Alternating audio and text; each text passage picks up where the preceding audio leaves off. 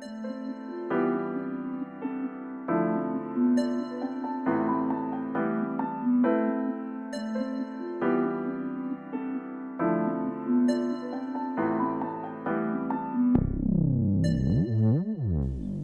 back, everybody, to another episode of the Ranger 363V restoration. This is part 22 of the series, and guys, we are finally done with wiring. Well, we're not completely done. We're about 90%. The rest of it will be done as we finish working on the boat. So without further ado, let's get into it.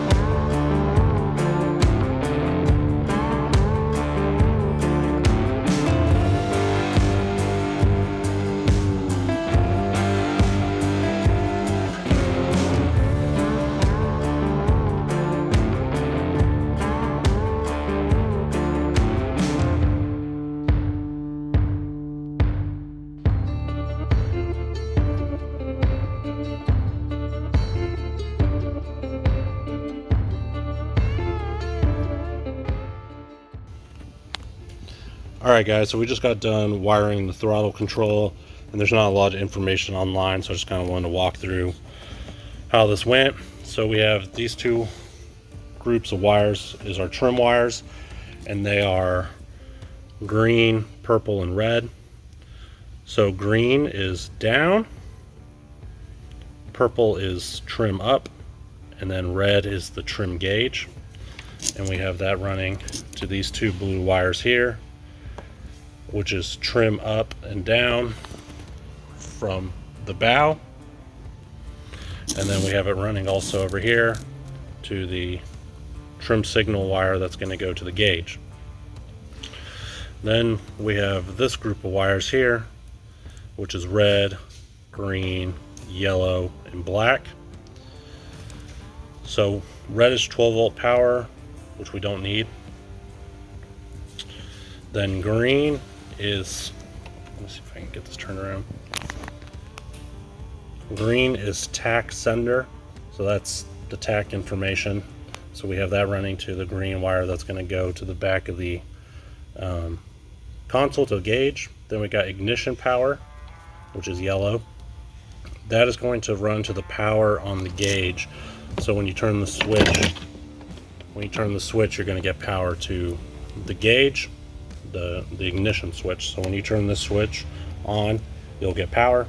And then black for ground, which we're either going to ground it at the on the back of the console panel, or we're going to ground it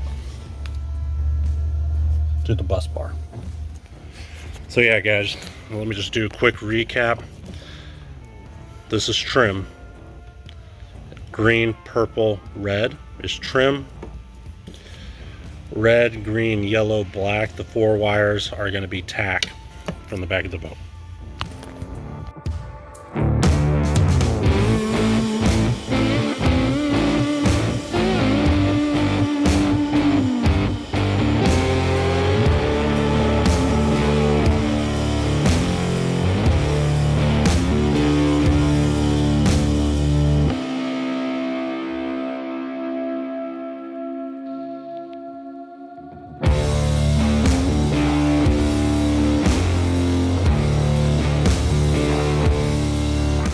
All I'm doing here is providing power to the fuse block and getting all the wires ran and organized, labeled, cleaned up so that we can put them into the plugs so that they can plug into the back of the boat. So here's Dad. He's working on getting all the wires with the connectors on the end so that we can put them into the plug.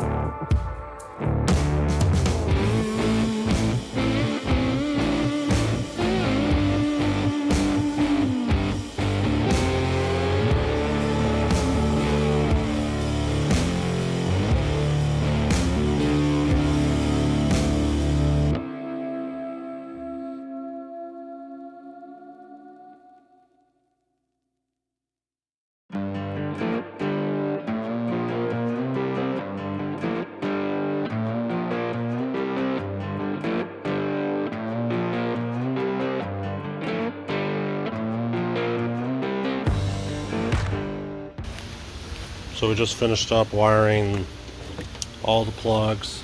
So all these cables run out to the accessories, and these two cables run into the power, I believe, or I got them the other way around. Either or.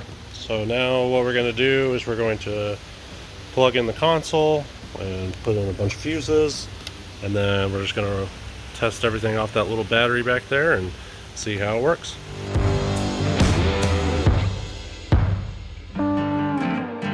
Alright, so we're going to test this out. Hopefully it doesn't burn down the boat. Ready? 1, 2, 3. Power. Power! Fire in the hole! Well, that's good. We didn't blow anything up. Yep. Other one. Yep. Turn on.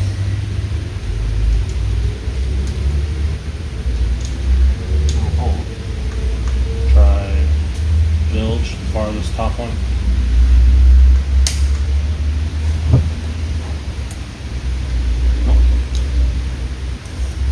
Yep. Well, whatever you just did. Oh, so that's been on. So that's reverse. Turn it the other way. Yeah. I can solve that problem.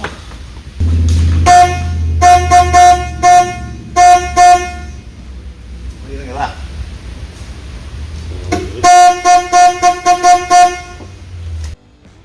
Well, that's it for this week's videos, guys, and whew, pretty much done with the major bulk of the wiring.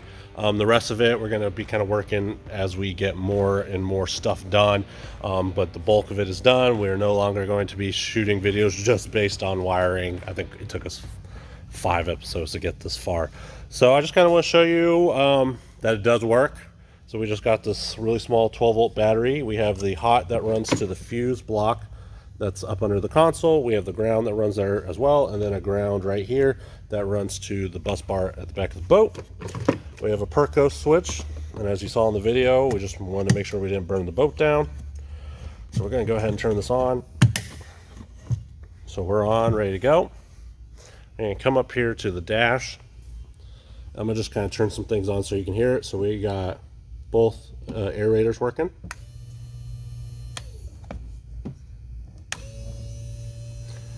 I hope you guys can hear that. Nav lights, they do work, and the way that we checked them without having the lights plugged in is you just hook a voltmeter to the end, just shove the leads into the end of this, into the end of the cables, and flip the switch. You should have 12 volts at the anchor light, no matter what position. If it's on stern or both, you should have 12 volts back there, and then you should only have 12 volts when you have it on both.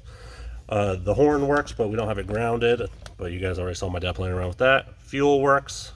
We checked the voltage to the like gauges, whatever, the floats, and then auxiliary and interior lights are not connected yet, but it's good enough to see that it's hooked up. Here's bilge. It'll just cycle.